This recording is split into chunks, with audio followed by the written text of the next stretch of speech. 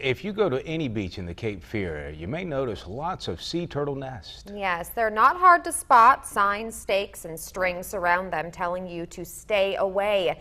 But last week, someone didn't, ruining some nests in Oak Island. It has tourists and volunteers alike asking why. It's the big story at 5:30.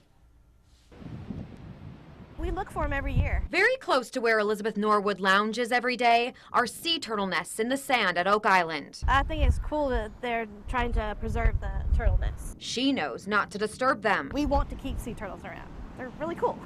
But others apparently don't. We have not had this problem before. Someone ruined 2 sea turtle nests late last week on the west end of the beach. This was the first time, and I hope it's the last time. And I assume it was the same individual since it was in the same area. Oak Island Sea Turtle Protection Program co-directors Jackie Honstein and Eileen Ramsdale say the vandal took out the stakes and sign for one and knocked down the runway for the other. So unfortunately, we can't locate the nest. As they try to find out who did it, they're trying to figure out why the person did it. It's just sad that we go through so much work for our turtle program and our nest parents to do all this and to market and make sure the turtles get to the ocean, and somebody just goes through and destroys it. We have a lot of people who are engaged in this program. Tourists love it, kids around here love it, and I just have to think it was somebody being stupid. You don't gain anything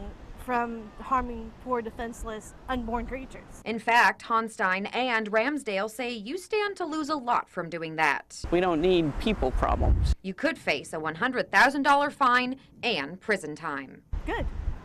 I mean, they're endangered creatures.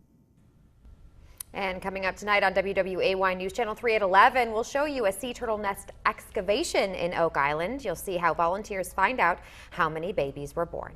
From 2,000 all the way up to 1 million. Yes, that is the recommended range New Hanover County judges and prosecutors follow when setting bonds. But it's not really that cut and dry in a courtroom. Tonight, we look into how bond works, or is supposed to work. It's a WWAY investigation, Making Bond the Price of Freedom, and it's only on 3.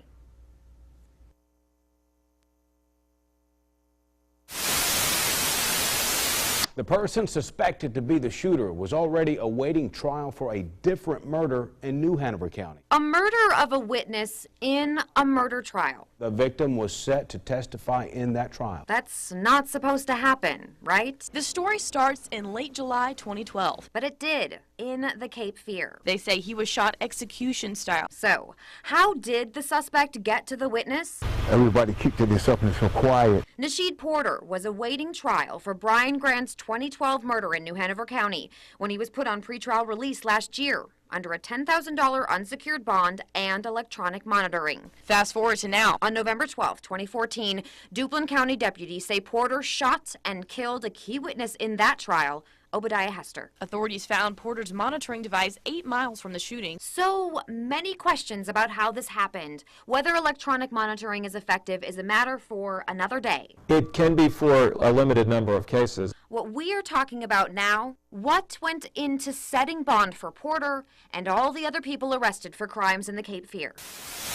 There's a whole host of factors that go into looking at setting a bond. District Attorney Ben David and former Judge Tom Old, who's now an assistant DA, say those factors include someone's record, the charged offense, and flight risk. The facts of a case can wildly vary. Judges have to balance all of those things. They'll listen to what the defendant says if they have anything to say, or their lawyer. That's why they both say there is also intuition involved in asking for and setting certain bonds.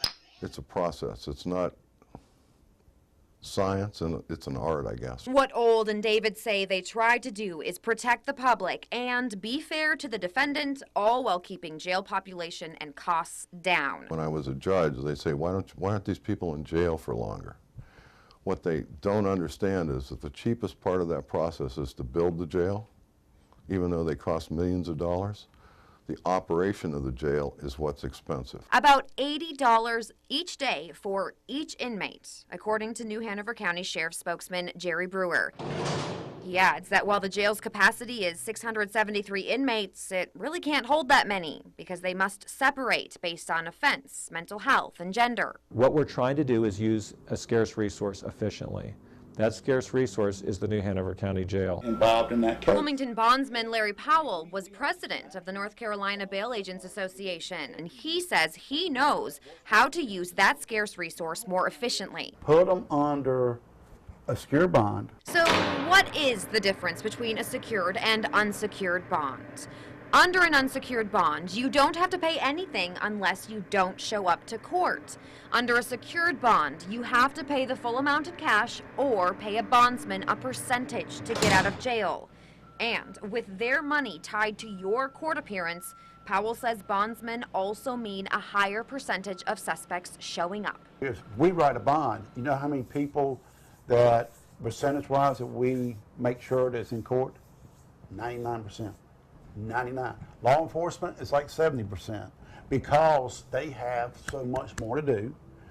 They have county boundaries. Bondsmen do not have boundaries, though. We've been to Texas, we've been to New Orleans, we've been to Alabama, Tennessee, and brought people back to miss court. So he thinks if judges handed down only secured bonds, not only would fewer defendants miss court, but fewer would have to stay in jail. We understand the street, we understand the people on the street, and people, you would be surprised when somebody goes to jail, how many of these family members will pull together to get this person out of jail. Because in the end, David, Old, and Powell say bonds are not supposed to be used as punishment. It's inappropriate and wrong for bonds to be used in a punitive measure.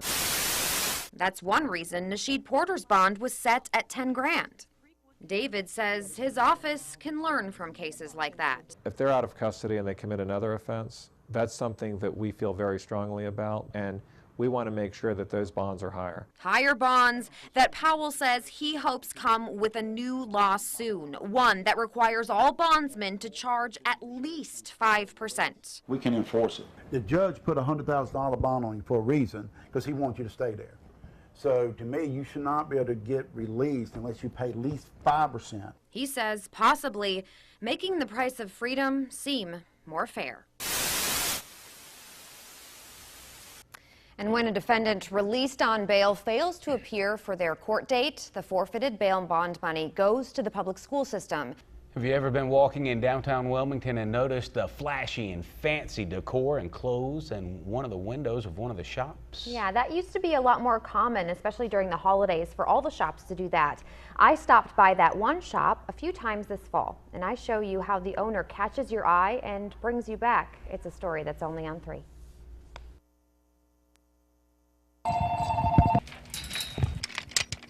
Inside this store, The more over the top, the better. behind these windows, You want something that's going to draw people in. Some instant gratification. day and night.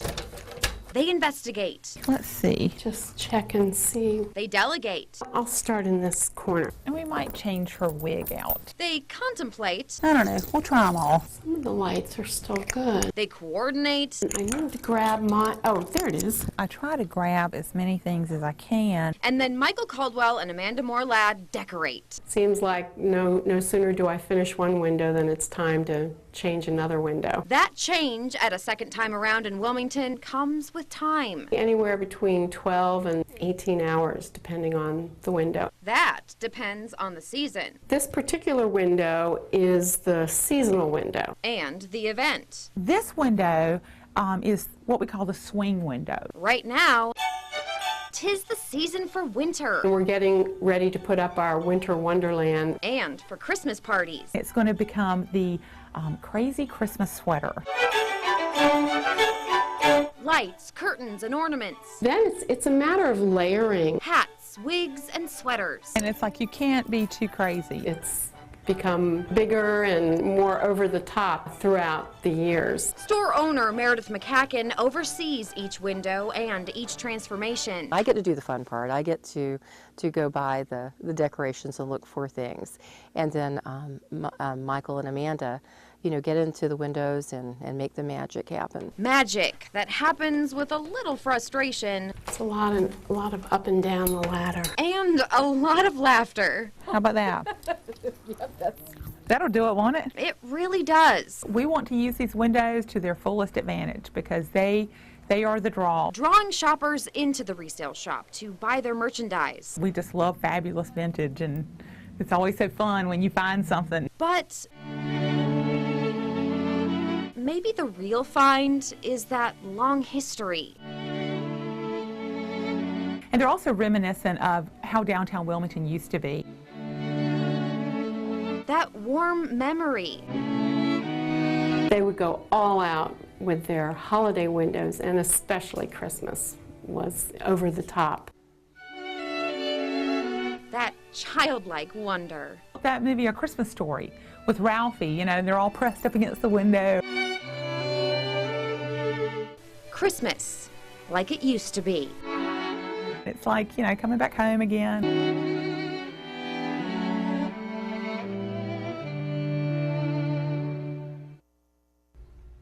McCacken says her store was originally the Butler Shoe Store, and she opened her store in 2002, and then she's owned the resale shop since 2004.